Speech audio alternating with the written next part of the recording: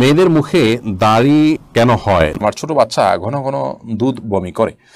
ছোট বাচ্চার এই বমি গায়ে লাগলে সে কাপড়ে কি নামাজ হবে? পার্লারে কোকড়া চুল সোজা করলে কি গুনাহ হবে? আবেগের বশে ফোনে দুজন কবুল বলে ফেলেছি, আমাদের কি বিয়ে হয়ে গিয়েছে? খাওয়ার সময় সালাম দেওয়া যাবে কিনা? চুল অকালপক্কতার সমস্যায় চুলের প্রাকৃতিক কালো রং যেমন মেহেদি বা ইন্ডিগো মিশ্রিত মিশ্রণ ব্যবহার করা যাবে কিনা? চোখের পাতায় আইলাইনার দেওয়া জায়েজ হবে কিনা? নিজের ছেলেকে আব্বু এবং মেয়েকে আম্মু সম্বোধন করে ডাকা যাবে কিনা? মেয়েদের চুল কাটলে কি গুনাহ হবে? আমার মেয়ের বয়স 3 বছর, সে আমার নামাজের আদায়ের সময় বারবার সামনে আসে, তাতে কি গুনাহ হবে? আমার নামাজ নষ্ট হবে কিনা? চলুন তাহলে আর বিলম্ব না করে আপনাদের প্রশ্নের উত্তর দেওয়ার আলোকিত ভবনে আমরা প্রবেশ করি এবং শুরু করি আমরা প্রশ্নোত্তর দেওয়ার পালা। আবু রেজা ইনুর আপনি লিখেছেন, আমার ছোট বাচ্চা ঘন ঘন দুধ বমি করে।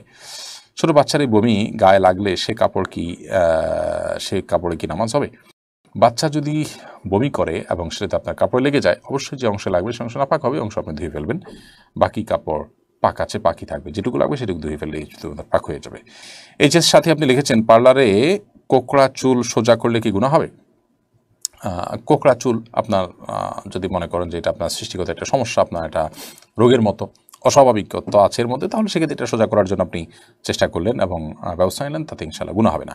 ফখরুল ইসলাম মাহিন আপনি লিখেছেন, আবেগের বশে ফোনে দুজন কবুল বলে ফেলেছি, আমাদের কি বিয়ে হয়ে গিয়েছে? জি না, বিয়ে তো সহজ নয় যে আবেগের বশে দুজনে কবুল করে বলে ফেলছেন আর বিয়ে হয়ে গেছে। দুজন সাক্ষীর সামনে প্রস্তাব এবং কবুল হবে এবং অন্যান্য শর্তাদি পাওয়া যাবে, তখন সেক্ষেত্রে সেটি শরিয়ার দৃষ্টিকোণ থেকে বিশুদ্ধ এবং আপনার সঠিক বিয়ে হিসেবে বিবেচিত হবে। সোহানুর রহমান শিহাব আপনি লিখেছেন, খাওয়ার সময় সালাম দেওয়া যাবে কিনা? খাওয়ার সময় সালাম দেওয়া নেওয়াতে মৌলিকভাবে কোনো অসুবিধা নেই, যদি ডিস্টার্ব ফিল না করেন যাকে সালাম দিয়েছেন তিনি, তাহলে সেক্ষেত্রে খাওয়ার ফাঁকে ফাঁকে আমরা কথা বললে সেটা যেরকম নাজায়েজ নয়, ঠিক সালাম আদান প্রদান করলে সেটা নাজায়েজ নয়। আমরা অনেকে মনে করি খাওয়া আর ইবাদত করা সমান, খাওয়া আর নামাজ পড়া সমান, এরকম অনেক মুখরোচক কথা বা অনেক বলি আমরা শুনতে পাই, এগুলোর কোনো ভিত্তি নেই।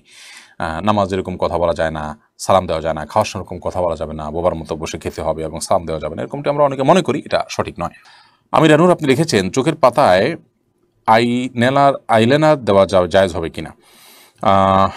আপনি আইলাইনার যদি দেন বা সাজসজ্জার জন্য দেন, তাহলে সেক্ষেত্রে চোখের সৌন্দর্য বৃদ্ধি করার উদ্দেশ্যে দিতে পারেন। স্বামী থাকলে স্বামীকে প্রদর্শন করবার জন্য, কিংবা মাহারামদের সামনে শুধুমাত্র এটি প্রদর্শিত হবে। আর যদি রাস্তাঘাটে গায়ে মাহারামদের সামনে এটি প্রদর্শন করার উদ্দেশ্য হয় বা ওপেন সবার জন্য আপনি নিজের সৌন্দর্যকে প্রকাশ করার উদ্দেশ্যে দিয়ে থাকেন, তাহলে সেক্ষেত্রে এটা নাজায়েজ এবং গুনাহ হবে। এরপরে রত্না সুমি আপনি লিখেছেন, আমার 5 মাসের বেবি আছে, সে যখন তখন পেশাব পায়খানা করে দেয়, আমি তার পেশাবের কাপড় বদলে দিয়ে যদি শুকনো কাপড় দিয়ে মুছে আমার কোলে নেই, তাহলে কি আমার পরা সেই কাপড়ে নামাজ হবে? আর উজু অবস্থায় যদি পেশাব বা পায়খানা হাতে লাগে, তাহলে কি পুনরায় উজু করতে হবে নাকি হাত ধুয়ে ফেললেই চলবে? খুবই প্রয়োজনীয় একটি প্রশ্ন করেছেন বোন রত্না। ছোট ছোট বাচ্চা যাদের ঘরবাড়িতে আছে, অনেক অভিভাবক আছেন, অনেক ভাই বোনরা আছেন যারা এই সন্তানদের পেশাব থেকে পরিচ্ছন্ন হওয়ার পরে দায়িত্বশীলতার পরিচয় দেন না, এবং এর কারণে অনেকের নামাজ হয় না, অনেকে অপবিত্র থেকে যান।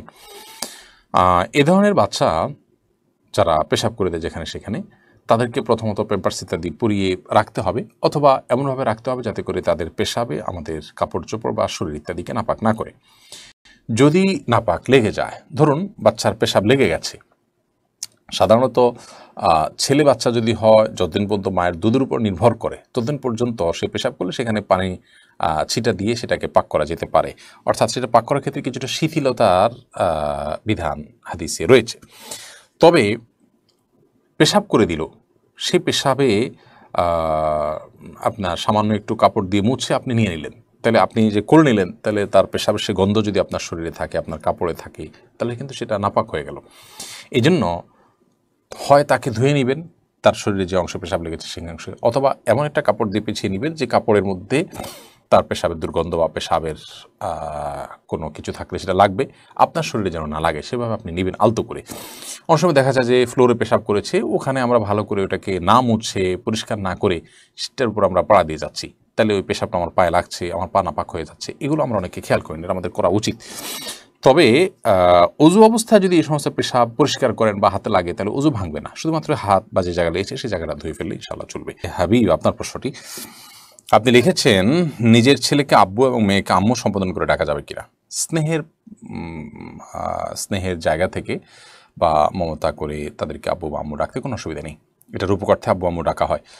আব্বু আম্মু ডাকার মানে এই না যে আমার কাগজে কলমে জন্মদাতা পিতা বা মাতা হিসেবে তাদেরকে ঘোষণা দিলাম, এরকম তো আর কেউ করে না। অতএব স্নেহের বশে তাদেরকে আব্বু কিংবা আম্মু ডাকাতে কোনো সমস্যা নেই।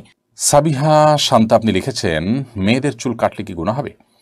মেয়েদের চুল যদি কেটে আপনি ছেলেদের মতো করে ফেলেন বা কোনো ফাসিকা নারীর সাথে চুল কেটে তার আদলে তার স্টাইলে চুল রাখেন, তাহলে সেটা নিষিদ্ধের আওতায় পড়বে। এছাড়া এমনিতে চুল অনেক বড় হয়ে গেছে, একটু কাটলেন, তো এটা নিষিদ্ধ নয়। উম্মাহাতুল মুমিনিনদের থেকে চুল কাটার বিষয়ে প্রমাণিত আছে। কিন্তু এর মানে এই না যে ওই যে বললাম চুল কেটে আপনি পুরুষের মতো করে ফেললেন, যে নারী পুরুষ আলাদা করার কোনো সুযোগ নেই, অথবা আপনার কোনো ফাসেকা নারীর চুলের স্টাইল আপনি ধারণ করলেন, সেরকম যদি হয় তাহলে সেটা নিষিদ্ধের আওতায় পড়বে। কারণ মান তাশাব্বাহা বিকওমিন ফাহুয়া মিনহুম, যে ব্যক্তি কোনো জাতির সাদৃশ্য গ্রহণ করে সে তাদের অন্তর্ভুক্ত হবে। তাছাড়া নবী সাল্লাল্লাহু আলাইহি ওয়াসাল্লাম বলেছেন, লাআনাল্লাহুল মুতাশাব্বিহাত মিনান নিসাই বির-রিজাল, যেসব নারীরা পুরুষদের সাথে বিভিন্ন তাদের আচার আচরণ, তাদের কাজকর্ম, পোশাক আশাক ইত্যাদিতে কোনো পুরুষের সাথে সাদৃশ্য গ্রহণ করে সে তাদের অন্তর্ভুক্ত হয়। অতএব সে জিনিসটা যেন না হয় সেটা খেয়াল রাখতে হবে। এটা খেয়াল রেখে আপনি যদি চুল কাটেন, খুব বেশি লম্বা হয়েছে, আপনি চুলের কিছু অংশ কাটলেন, তাহলে সেটা নিষিদ্ধের আওতা পড়বে না ইনশাআল্লাহ। তার কোহিনুর বেগম লিখেছেন, আমার মেয়ের বয়স 3 বছর, সে আমার নামাজের আদায়ের সময় বারবার সামনে আসে, তাতে কি গুনাহ হবে? আমার নষ্ট হবে, নামাজ নষ্ট হবে কিনা? না, আপনার গুনাহ হবে না এবং আপনার নামাজ নষ্ট হবে না। তবে ছোট বাচ্চা আপনার নামাজের খুব বেশি সমস্যা তৈরি করবে এরকম মনে হলে অন্য কেউ থাকলে তাদেরকে দিয়ে তাকে ধরে রাখার বা তাকে নিয়ন্ত্রণ করার ন্যূনতম চেষ্টা করা উচিত। হরমোনজনিত কারণে অনেক মেয়ে মানুষের গালে দাড়ি অথবা গোঁফ গজিয়ে থাকে। এ দাড়ি এবং গোঁফ যদি উপড়ে ফেলা হয় বা চেঁচে ফেলা হয়, তাহলে ইসলামী শরিয়া দৃষ্টিকোণ থেকে সেটি জায়েজ হবে নাকি এটাকে রেখে দিতে হবে? এ প্রশ্ন উত্তর আমরা বলতে চাই যে সহিহ বুখারীর একটি হাদিসে রাসূল করিম সাল্লাল্লাহু আলাইহি সাল্লাম সে সমস্ত নারীদের প্রতি অভিসম্পাত করেছেন যারা তাদের মুখের বিভিন্ন রকমের পশমগুলোকে তারা তুলে ফেলে, এবং এ হাদিসের আওতায় ভ্রু প্লাক সহ এ জাতীয় যত কর্মকাণ্ড আছে সেই বিষয়গুলোকে সারা বিশ্বের উলামায়ে কেরাম নিষিদ্ধ বলে ঘোষণা করেছেন। কিন্তু মেয়েদের মুখে যদি দাড়ি অথবা গোঁফ গজায়, এ বিষয়ে সারা বিশ্বের সমস্ত উলামায়ে কেরামের ফতোয়া হলো সেটি উপড়ে ফেলা বা চেঁচে ফেলা সম্পূর্ণরূপে জায়েজ রয়েছে। বরং অনেক স্কলারগণ এটাকে মেয়েদের জন্য আবশ্যক বলেছেন, অর্থাৎ তাদের মুখে যদি দাড়ি অথবা গোঁফ গজায় তাহলে সেটাকে তুলে ফেলাটা তাদের জন্য বাধ্যতামূলক বা জরুরি বলে ফতোয়া দিয়েছেন। তার কারণ হলো আল্লাহ সুবহানাহু ওয়া তাআলা মেয়েদেরকে দাড়ি অথবা গোঁফ ছাড়া সৃষ্টি করেন, এটাই হলো তাদের ফিতরাত। অতএব তাদের মুখে দাড়ি অথবা গোঁফ গজানো মানে হলো এটা তাদের ফিতরাতের বাইরের একটি বিষয়, এটা তাদের শারীরিক সমস্যার কারণে বা হরমোনজনিত সমস্যার কারণে হয়েছে, বিধায় এটাকে উপড়ে ফেলা বা চেঁচে ফেলা বা যে কোনোভাবে এটাকে রিমুভ করা সম্পূর্ণরূপে জায়েজ রয়েছে। আর কিছু আছে যেগুলো ফেলা নিষিদ্ধ, যেমন মেয়েদের জন্য মুখের সাধারণ যে পশমগুলো আছে সেগুলো ফেলে দেওয়া বুখারীর সে হাদিসের আলোকে নিষিদ্ধ, বিধায় যেগুলোকে ফেলতে নিষেধ করা হয়েছে সেগুলো ফেলা যাবে না। পুরুষদের জন্য দাড়ি ফেলে দেওয়া সম্পূর্ণরূপে নিষিদ্ধ। নবী সাল্লাল্লাহু আলাইহি ওয়াসাল্লাম দাড়িকে লম্বা এবং দীর্ঘ করতে বলেছেন, ছেড়ে দিতে বলেছেন, বিধায় তারা সেগুলো ছোট করতে পারবেন না, চাঁচতে পারবেন না বা ফেলে দিতে পারবেন না। আর তৃতীয় কিছু পশম আছে যেগুলো রাখা অথবা না রাখার কোনো নির্দেশ দেওয়া হয়নি, রাখতে নির্দেশও করা হয়নি, আবার চাষার ব্যাপারেও কোনো নির্দেশনা দেওয়া হয়নি, যেমন শরীরের অন্য সাধারণ যে পশমগুলো আছে। এই তৃতীয় প্রকার পশম প্রসঙ্গে অনেক উলামায়ে কেরাম বলে থাকেন সেগুলোও কোনো একান্ত জরুরি না হলে, কোনো বিশেষ কারণে চিকিৎসার স্বার্থে বা অন্য কোনো এরকম জরুরি প্রয়োজন ছাড়া সেগুলোকে উপড়ে ফেলা বা চাষা জায়েজ নাই, কারণ সেটি আল্লাহর সৃষ্টিতে পরিবর্তন করা শামিল। আল্লাহ সুবহানাহু ওয়া তাআলা বলেছেন, লা তাবদীলা লিখালকিল্লাহ, আল্লাহর সৃষ্টিতে কোনো প্রকার পরিবর্তন করা চলবে না। তাহলে আমরা শরীরের পশমগুলো রাখা এবং না রাখার ক্ষেত্রে ইসলাম শরিয়ার যে দৃষ্টিকোণ সেটিও মৌলিকভাবে জেনে নিলাম। আল্লাহ সুবহানাহু ওয়া তাআলা আমাদের সকলকে প্রত্যেকটা ক্ষেত্রে কোরআন এবং সুন্নাহকে ফলো করে চলার তৌফিক দান করুন।